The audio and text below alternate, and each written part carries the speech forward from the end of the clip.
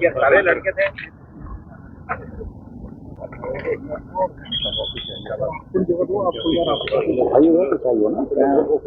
सारी जगह से उड़ा थोड़ी नहीं। हाँ कोई बात नहीं, आगे कोई नहीं आएगा, कोई नहीं आएगा, आगे जाएंगे, कोई बात हम अपने साथ से आएंगे।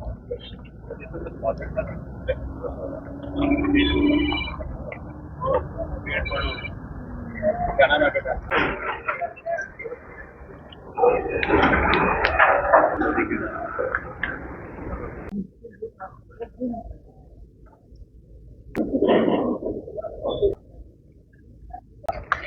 आज डीजी सर, डीआईजी सर और का दौरा यहाँ पे है, तो हम लोग आज जो है वो पूरी जो बॉर्डर एरियाज़ हैं उनका डीजी सर ने इंस्पेक्शन किया है। कंटिन्यूसली हम लोग रेस्क्यू ऑपरेशन में लगे हुए हैं। कल शाम हम लोगों ने 75 लोगों को और रेस्क्यू किया, जिसमें 26 लोग नीचे भाग नाले में थे, 50 लोग ऊपर बिलावर में थे और 3 लोग लुडेरा ब्रिज के पास थे। हम ये इससे जो हमारी संख्या है रेस्क्यूड लोगों की वो 200 के ऊपर चली गई है। तो ये रेस्क्यू के काम चल रहे हैं।